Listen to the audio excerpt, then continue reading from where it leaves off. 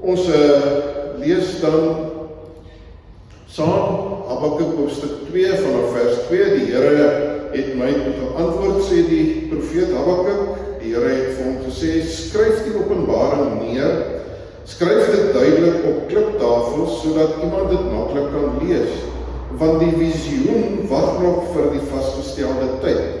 Dit getuig van die einde en sal nie teleurstel nie. As dit talm, wag daarop, want dit kom verseker, dit sal nie uitbly nie. Kyk, hy wat nie opreg is nie, kwyn weg, maar die regverdige, deur sy betroubaarheid sal hy lewe. En dan vers 6, tweede deel, wee hom. Ons sal sien in hierdie gedeelte is daar 5 keer wat die Here vir die profeet hierdie uitspraak gee, die wee hom uitspraak. Die wee beteken eintlik maar net ellende. Dit is ellende wat wag in hierdie omstandighede. Wee hom wat dit vermeerder wat nie aan hom behoort nie. Dit materiële goed. Wee hom wat dit vermeerder wat nie aan hom behoort nie. Vers 9. Wee hom wat onregverdige wins maak vir sy huis, om sy nes in die hoogte te bou en homself die mag van die mag van onheil te red. Vers 12. Wee hom wat stede bou met bloed en dorpe vestig met onreg. Kyk, is dit nie die Here, heerser oor alle magte wat dit beskik, dat volke hulle afsloof vir wat opgaan in roof en nasies hulle self moeg maak vir niks nie. Ja, die aarde sal gevul word met die kennis van die heerlikheid van die Here, soos water die see oordek. Vers 15 weer, wee hom wat sy medemens laat drink, wat sy gif daarby voeg, wat hulle selfs dronk maak, en dan kan jy maar by die huis ook gaan lees, ek wil dit nou nie vanmorgen hier in die kerk lees nie, wat is die vieslike omstandighede waar rondom hierdie wee hom uitspraak wat ook plaasvind. Vers 19, wee hom wat vir 'n stuk hout sê, word tog wakker en staan op vir 'n stomklip. Kan die ding jou iets leer? Kyk, hy is wel oortrek met silwer en goud, maar daar is geen lewensasem in nie. Maar die Here is in sy heilige tempel. Wees stil voor hom, o ganse aarde. Die Galdeërs, die Babyloniërs, soos wat hulle ook bekend gestaan het deur wat ons in hierdie gedeelte gelees het deur geweld en deur plundering en deur onderdrukking het hulle wêreldryk het hulle opgebou in daardie tyd, soos wat dit van daardie tyd afgaan, maar nog steeds vandag gaan, en soos wat ons ook vandag in ons omstandighede beleef. Dat mense vir hulle met gewelddadigheid en met vernietiging van ander mense en met besteel van ander mense en beroof van ander mense vir hulle self probeer om die wonderlikste lewe te skep wat hulle dink hulle vir hulle self kan skep. Nou, Babylon was die hoofstad gewees in Mesopotamië destyds. Dit is vandag die land Irak, 'n groot gedeelte daarvan. En alle berekeninge en opgrawings so goed wat daar was, blyk dit dat die stad Babel waarskynlik was waar die stad Hilla vandag is omtrent so 85 kilometer suid van Baghdad, die hoofstad van Irak. Nou, die beskawing wat Habakuk hierso vir ons beskryf, is 'n beskawing waar mense gevat het wat nie aan hulle behoort nie. Hulle het net eenvoudig vir hulle self toegeëien, gesteel van ander beroof. Hulle het rykdom vir hulle self geskep deur onregverdig te wees teenoor ander mense, selfsugtig te wees, net op hulle self gefokus te wees. Die derde wee hom uitspraak wys daarop dat dit mense was wat vir hulle stede gebou het deur ander mense in die proses dood te maak self, wat nie omgegee het vir die lewe van ander nie, en ander se lewens verwoes en vernietig het en hulle gesinne vernietig het en mense vermink het om op die ou end vir hulle self mooi stede te kan bou. Hulle het ander volke verneder en uitgebuit, die 4de Weerhom uitspraak. En dan die 5de Weerhom uitspraak was dit ook mense gewees wat vir hulle self gode gemaak het, wat hulle lig gedraai het, hulle rug gedraai het op die lewende Here van die Bybel wat aan ons in die Bybel verkondig word. Nou, die hangende tuine van Babel is 'n historiese gegewe wat daar bestaan natuurlik nou geen deeglike kennis daarvan, van presies hoe dit gelyk het nie, maar dit was iets daarvan gewees, dit was eintlik soort van 'n wêreldwonder in daardie tyd gewees, hierdie wonderlike tuine, hangende tuine waar die plante en goed afgehang het na onder, wat getuig daarvan dat in die wêreld waar dit nou destyds was, wat maar gesê die woestynwêreld is, dat dit hierdie mense vir hulle self 'n welvaart geskep het, wat in daardie tyd ongekend was. Hulle het vir hulle self 'n lewe geskep, waarbinne dit vir hulle so gemaklik as moontlik is, so wonderlik as moontlik, en hulle die mooiste dinge vir hulle self toegeëien het, waarmee hulle kon leef het. Mense wat 'n lewe gebou het, maar in die proses is daar ander mense wat 'n prys betaal het vir hierdie wonderlikhede wat die Babiloniërs in daardie tyd beleef het. Nou, die woordjie in Grieks, chaos, is in vertaal ons in Afrikaans is dit nou chaos, dis eintlik maar 'n letterlike vertaling van die oorspronklike Griekse woord wat gebruik word. Maar chaos, die oorspronklike Grieks, wys eintlik op die ou end na 'n situasie waar daar absolute leegheid is, waar dinge totaal wanordelik is. Daar is geen struktuur nie, daar is geen stabiliteit nie, daar heers verwarring. Dis 'n stuk leegheid. Die Griekse woord beteken eintlik dat dit dui op 'n leë, gaantlike, gapende ruimte. Daar's eintlik niks nie. Dit is 'n stuk niksheid. Chaos.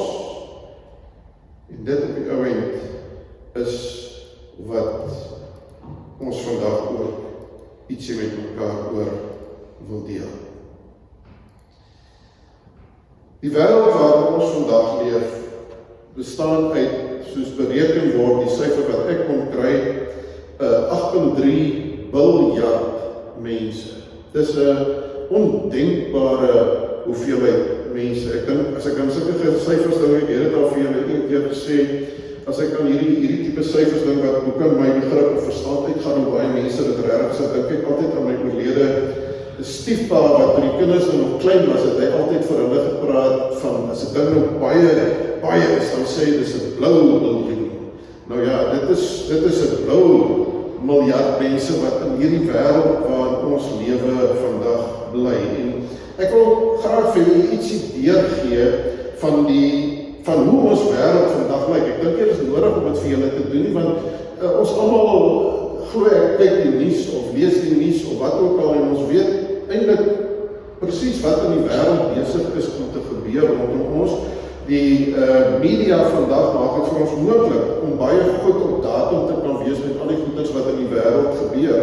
Maar ek het so 'n paar goed gevat en ek net vir julle probeer meer verstaanbaar probeer maak.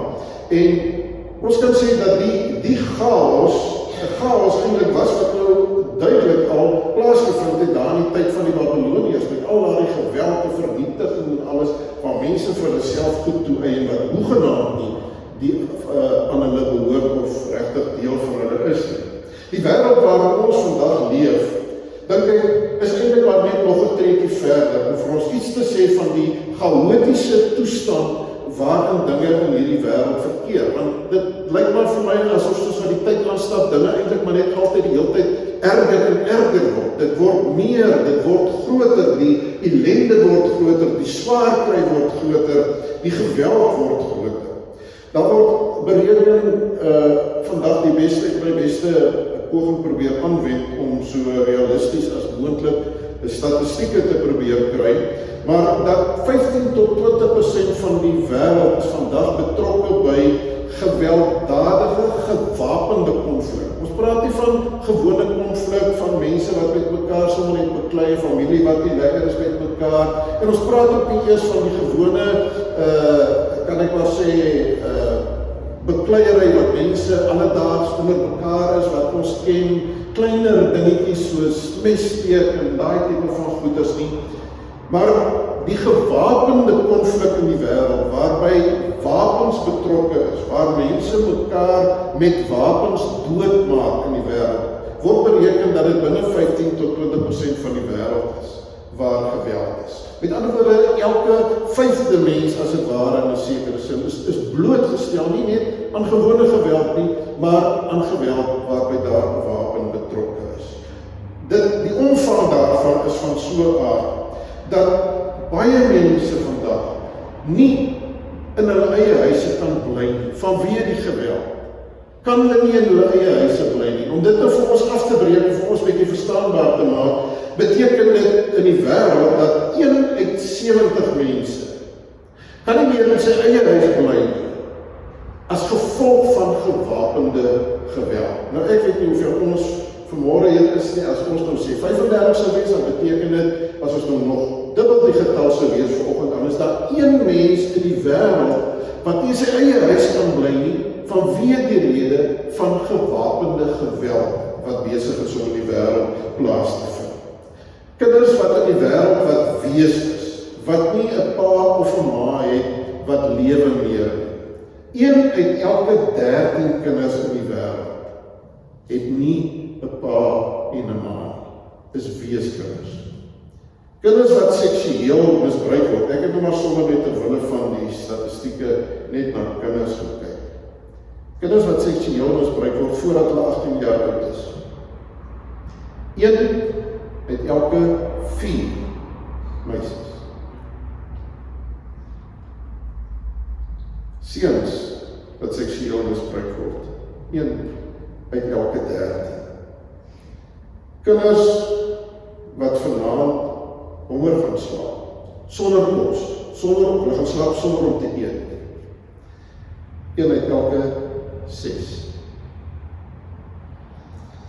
Geweldsvlakke in sommige lande is dramaties hoog. Dis nou buiten oorloë en daardie tipe van konflik. In die wêreld is daar 6 uit elke 100.000 mense word vermoor. Suid-Afrika is natuurlik baie hoër. Die hoofsyfer in Suid-Afrika is 50 per 100.000 mense. Werkloosheid. 1 uit elke 20 mense in die wêreld het nie werk nie. Ek dink ons beleef dit in Suid-Afrika baie erger en nader aan ons. Ons weet van baie mense wat nie werk het nie. Suid-Afrika is die syfer 1 uit elke 3 mense het nie werk nie, het nie 'n inkomste nie, kan nie vir sy kinders of kan nie vir sy familie sorg nie. Huwelike, egskeidings, 1 uit elke 2 of 3 huwelike, amper 50%, 40% huwelike, eindig op die ou end in die skeihof. Kinders wat geïmpakteer word deur ouers wat skei, is 1 uit elke 3 kinders. Beleef die situasie, die trauma van 'n pa en 'n ma wat skei, wat nie meer by mekaar is nie. Dan is daar nog baie kinders wat groot word sonder 'n pa, partykeer sonder 'n ma, enkelouer gesinne wat ons van praat. Kinders wat groot word net met 'n ma of net met 'n pa in die huis, of hulle nou getroud was of nie getroud was, die maak nie saak nie, 1 uit elke 5 kinders. Die tragedie, broers en susters, wat ons nou vanmôre lees hier in Habakuk 2 van mense wat so met geweld en wat ook al alles vir hulself toe en wat nie aan hulle behoort nie. En dit wat ons in die wêreld vandag beleef, hierdie chaos, hierdie wanorde, hierdie onsekerheid, hierdie verwarring waarin die massa mense in die wêreld blootgestel word, is uiteindelik presies 'n weerspieëling van dit wat ons in die Bybel lees van wat in Genesis hoofstuk 3 gebeur het, waar Adam en Eva hulle self verhef het bo God en waar hulle teen God gerebelleer het en waar hulle graag self wou besluit hoe om hulle lewe te leef en wat om in die lewe te doen en wat om nie in die lewe te doen nie, om God se heerskappy een kant toe te skuif. En dit is presies waarvan Habakuk 2 praat, en dis presies wat ons in hierdie wêreld vandag belewe, is 'n wêreld wat leef in die skaduwee van Genesis hoofstuk 3. 'n Wêreld wat God uitrangeer uit hulle lewens uit, wat probeer om self hulle eie lewens te bepaal en vir hulle self geluk en tevredenheid in hierdie wêreld te skep. Genesis 1 vers 2 met die skepping lees ons dat die aarde was woest en leeg. Nou goed, dis 'n baie moeilike ding, want dit lyk asof ons tot Genesis 1 lees, dan lyk dit asof daar reeds dinge bestaan het, materie, goed het reeds bestaan, alhoewel ons nou baie duidelik weet ook in die res van die Bybel, dat God eintlik uit niks uitgeskep het uiteindelik, maar hoe dit ook al sê, die prentjie wat vir ons gegee word, om vir ons op 'n manier te help, om iets te verstaan van God se skepping van hierdie wêreld, sê eintlik vir ons dat daar was chaos. Daar was chaos en totale wanorde. En toe God kom skep het God gekom en hy het orde kom skep. Hy het heelheid kom skep. Hy het sekuriteit kom skep. Hy het hierdie vastigheid het hy kom skep. Dinge wat volgens vaste patrone werk, wat kenbaar is, en wat rustigheid en wat vrede kan bring. In Genesis 3 het die mens gekom en dit wat God goed geskaap het die mens eenvoudig maar net 'n streep kom deurtrek en sê, ons wil ons eie ding, wil ons doen. Ons wil onsself nie onderwerp aan iemand of aan 'n God nie. Ons wil self besluit in ons lewens, hoe werk dinge en hoe kom dinge op die uit vir ons by mekaar. Dit is wat gebeur uiteindelik, die aanbreek van 'n totale chaos, waar 'n mens die beheer uit God se hand uit wil vat en vir homself wil toeëien. Habakuk 2 maak egter dit baie duidelik, dat God, vanweë die feit dat hy 'n regverdige God is, dat hy 'n God van geregtigheid is, en dat hy nie met ongeregtigheid kan saamleef nie, dat God nie anders kan as om die sonde uiteindelik te straf. Hy laat nie die sonde ongestraf bly nie. Dan kry ons hierdie 5 hulle uitsprake hier wat sê van hierdie tragedie, hierdie ellende, wat groter is as ellende wat 'n mens ooit kan dink, wat uiteindelik uitgespreek word oor die mense van Babel en van Babylon. Dat die geweld waarmee hulle ander mense onderdruk het, die geweld waarmee hulle vir hulle self verryk het, waarmee hulle vir hulle 'n lewe probeer skep het, wat hulle gedink het, dit is baie mooi, en dit is baie wonderlik, al die huise wat ons het, al die stede wat ons vir onsself kan bou, hierdie tuine wat ons het, dit is toch so pragtig, en dit is toch so wonderlik, sê die Here, dat die wiel draai, en uiteindelik gaan hulle, wat hulle aan ander gedoen het, gaan uiteindelik weer aan hulle gedoen word. Die geweld waarmee hulle ander onderdruk het, gaan terugkom na hulle toe.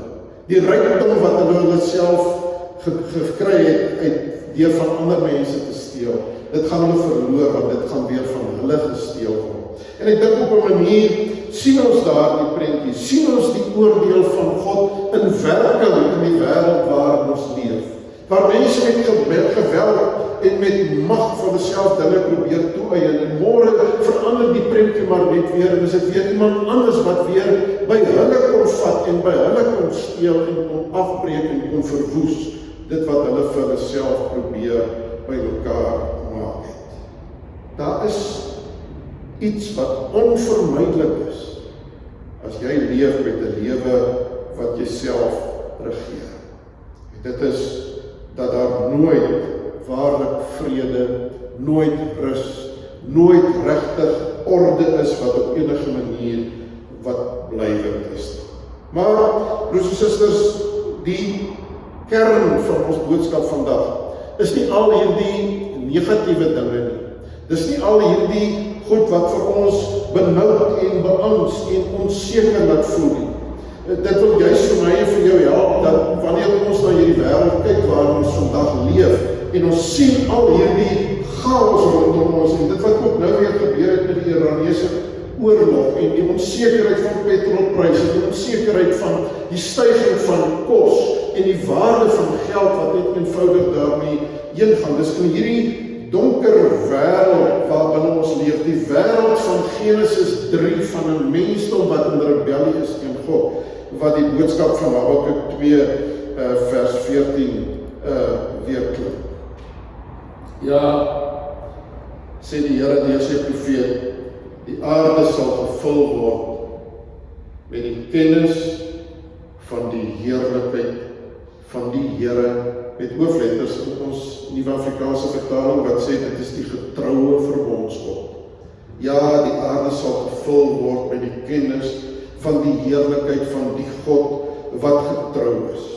En hierdie heerlikheid sal wees soos die water die see oordek. Dit sal absoluut volledig wees. Die see is vol water. En so sal die kennis van die heerlikheid van God ook wees. Dit sal vol wees. Jy kan nie nog water by die see byvoeg nie. Die see is reeds vol water. En dit is wat die profeet vir ons probeer sê, dat die kennis van die heerlikheid van God sal uiteindelik 'n totale verandering teweegbring. Nou, die woordjie wat vir kennis gebruik word, is die Hebreëse woord yada, en yada is 'n ken, wat eintlik redelik wyd gebruik word in die Bybel. Dit word ook gebruik in die Ou Testament. Die ou vertalings het ons al gelees, dat wanneer daar gepraat word ook van seksuele verkeer tussen man en vrou, dat byvoorbeeld Abraham het vir Sarah beken, en sy het Isak het sy gebaar.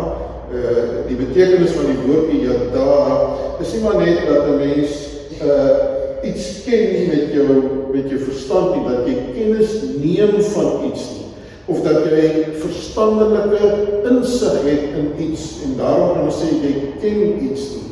Maar die woordjie dui op 'n baie meer intieme, persoonlike belewenis, eintlik 'n ervaring van om te ken, om iemand te ken. Dit is nie die kennis wat jy sal hê om te sê, dis die manier hoe jy 'n vriend ken, jou kennisse wat jy het. Dis baie meer intiem. Dit gaan dan, soos ek gesê het, eintlik iets wat hier tussen man en vrou gebeur. Daardie intieme belewenis, daardie intieme kontak. Dit is wat die woordjie kennis wat die profeet hier gebruik eintlik dan vir ons sê. Dit behels hierdie kennis van die heerlikheid van God. Behels nie maar net dat 'n mens van God sal weet nie, dat jy 'n idee sal hê van God, of dat jy van God hoor nie. Maar die kennis beteken dat jy God self werklik ken. Dat jy hom as 'n realiteit beleef. Dat jy weet uit ervaring uit dat hy is, en dat hy is wie hy sê dat hy is. Nou hierdie kennis, sê die profeet, is 'n kennis van die heerlikheid van God. Die Hebreëse woordjie kabod wat hier gebruik word, beteken eintlik dat dit is iets wat gewig het, of dit is 'n gewigtige ding. Dit is iets wat swaar weeg. Dit is iets wat betekenis het, wat gewig dra. En wanneer ons dit op God toepas, wanneer hy sê dat ons hierdie intieme kennis het van die heerlikheid van God, dan verwys dit eintlik na God se grootheid, God se almag, God se heilige, tasbare, beleefbare teenwoordigheid, 'n belewenis van die openbaring, 'n ervaring van die openbaring van die grootheid van God. So as ons hierdie kennis het, hierdie intieme belewenis, hierdie kennis het van die heerlikheid van God, dan beteken dit nie dat God is vir ons ergens 'n lig of 'n glans, sy heerlikheid wat op 'n manier op ons neerskyn nie.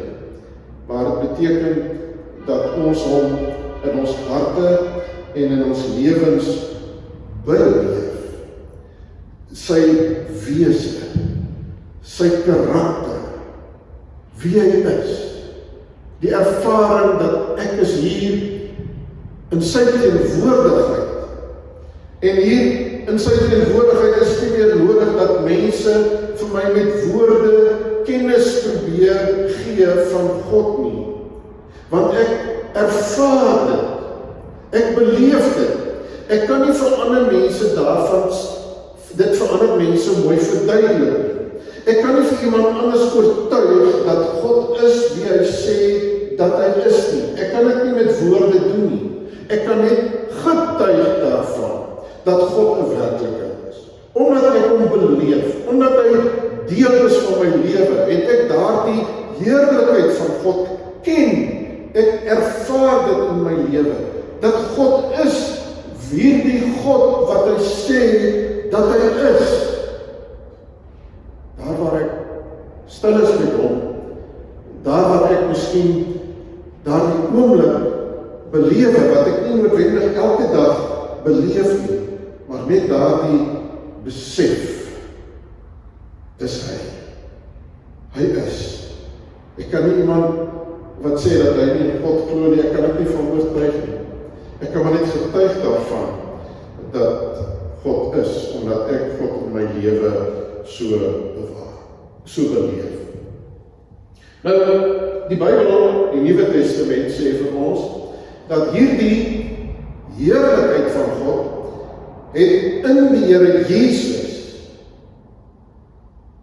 'n groot stuk werklikheid kom word. Die profeet Habakuk, binne die Ou Testamentiese konteks, profeties praat van hierdie kennis van die heerlikheid van God. En natuurlik het die gelowiges, die regverdiges, soos die Bybel hulle noem in die Ou Testamentiese tyd, reeds ook 'n belewenis gehad van die werklikheid van God. Maar in die Nuwe Testament het God dit op 'n baie besondere manier na ons toe gebring deur in sy seun Jesus Christus 'n mens te kom word. Dit het sigbaar gestalte hier tussen ons gekry. Johannes sê in Johannes 1 vers 14, en die woord het vlees geword en onder ons kom woon.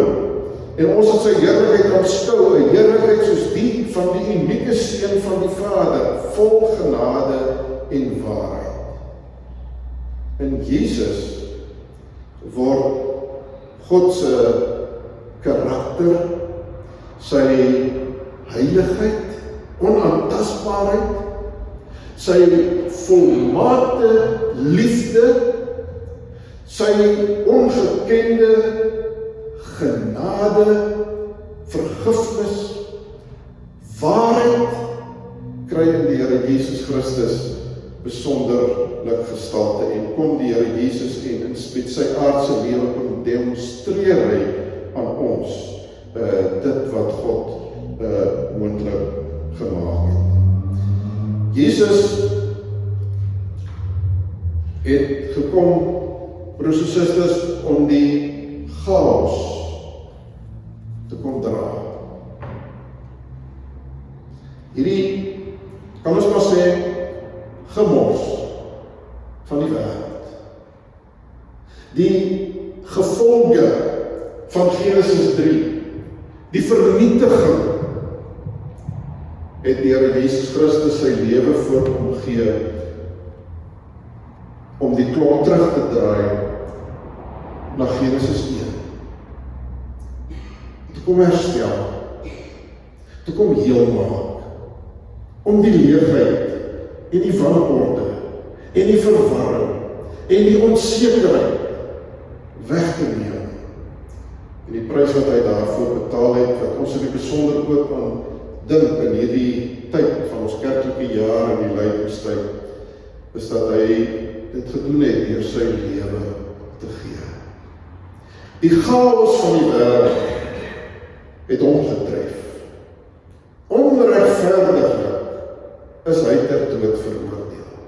Die sondelose het sondig geword vir ons, sodat sondige mense, sondaars, heilig verklaar kon word.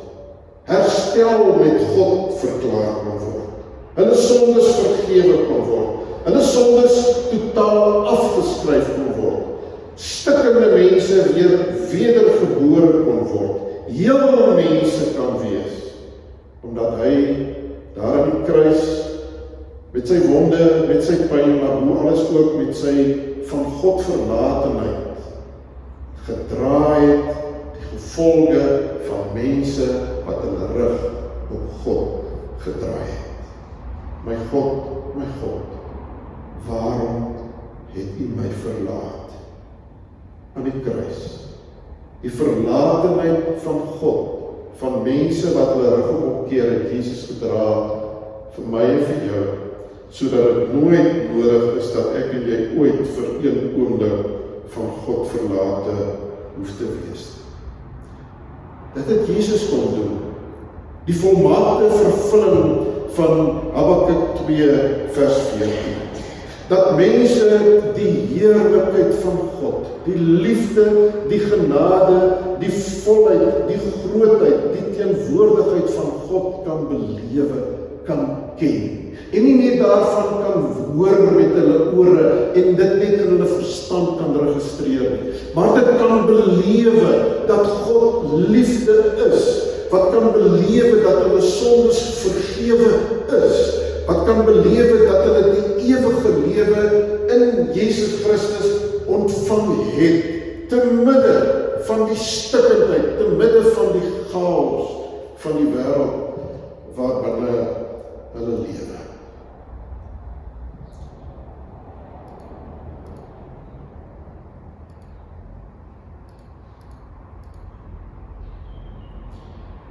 Hierdie belofte van Habakuk staan vandag nog vir my en vir jou. Die geskiedenis gaan nog voort. Die chaos sien ons daagliks, sien ons rondom ons. Maar te midde van die chaos is daar 'n lig wat skyn. Die lig van God se hoop wat in hierdie wêreld inskyn vir hulle wat deur die geloof die oë het om die skyn van daardie lig in hierdie wêreld te kan raak sien. Te midde van al die oorweldigende belewenis wat daar is van die chaos en van die gemors. Dat daar reeds tekens is van hierdie verandering wat besig is om plaas te vind. Dat daar reeds tekens is van mense wat die heerlikheid van God in hulle lewens kan sien en dit kan erken en dit kan belewe. Dus wanneer mense die Here werklik ken, wanneer gelowiges die Here Jesus ken en sy teenwoordigheid in hulle lewens beleef, wat dinge begin verander in hierdie wêreld. Wanneer daar begin om te midde van die chaos orde te begin kom, is daar mense wat 'n stukkie orde inbou te midde van al die chaos wat rondom hulle besig is om te gebeur. Mense wie se harte verander is. Mense wat, omdat hulle God in hulle eie lewens beleef, die heerlikheid van God in hulle eie lewens beleef deur sy seun Jesus Christus, hulle iets daarvan ook kan uitstraal na buitentoe. Dit wat hulle nou beleef, iets is wat nou begin sigbaar word na buitentoe, dat ander mense ook in hulle die teenwoordigheid van God kan sien en kan beleef, dat wanneer ander mense wat te midde van hierdie chaos lewe in aanraking kom met iemand in wie die heerlikheid van God geken word, dat daardie ander mense ook iets kan begin belewe van hier, by hierdie mens is daar iets anders. God is in die lewe van hierdie mens teenwoordig. God se liefde, God se sagtheid, God se waarheid word sigbaar in die lewe van hierdie mens. Broers en susters, dit is waartoe ek en jy geroep is en gestuur is om agente te wees van God se verandering van die chaos. om agente te wees, om waar daar wanorde en wanhoop is, om daar hoop en orde en vertroue te kan indra in daardie situasie. Dis die taak van die kerk van die Here Jesus Christus, om in hierdie wêreld met al sy gebrokenheid 'n teken te wees van hoop. Dat daar 'n ander bedeling is wat besig is om te gebeur.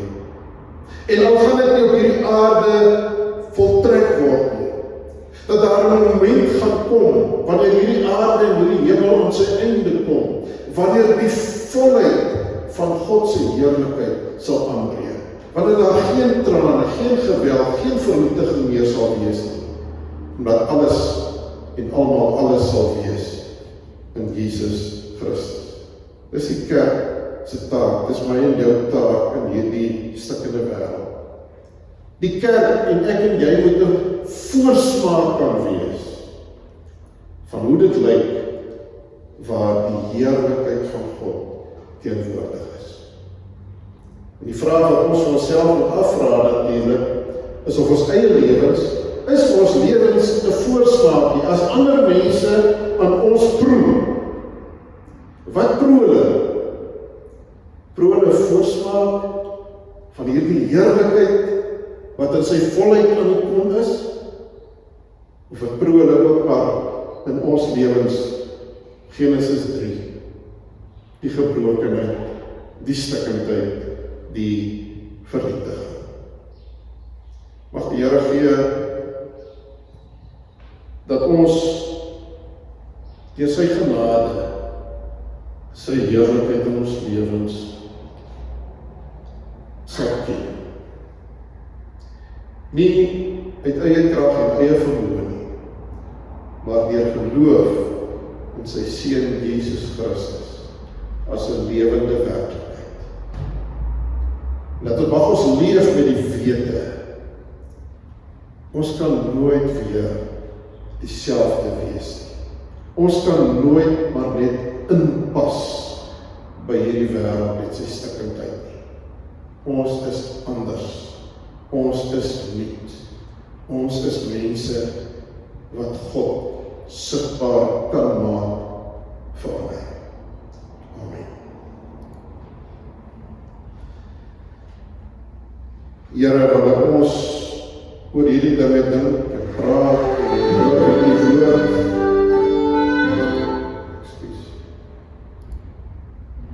wanneer ons oor hierdie dinge dink en praat en hoor, Here, dan wil ons ook maar net vanmôre kom en ons wil maar net ons eie stikkendheid ook voor U kom bely. En ons wil bid vir die genade, Here, dat U vir ons naby sal wees. Dat ons U heerlikheid al meer sigbaar sal word. En Here, ons weet dat U heerlikheid alleen deur ons al meer sigbaar kan word. Want ons ook elke dag en elke oomblik lewe in die teenwoordigheid van Hom wat mens geword het, terwille van ons Here Jesus Christus. Wil U gee, o Here, dat ons elke dag daarna sal soek en daarna sal smag, soos wat ons aan die begin van hierdie diens ook gesing het. Ons soek U, o God, gee dat dit die soek in ons lewens elke dag sal wees, om U heerlikheid te kan belewe, sodat ons dit kan lewe, en sodat ander mense dit ook in en deur ons kan sien en ook kan beleef. Ons wêreld, Here, smag daarna om U te sien. Die wêreld is honger. Mense is honger. Mense sug na U. Geef vir ons die genade om draers te kan wees van U heerlikheid.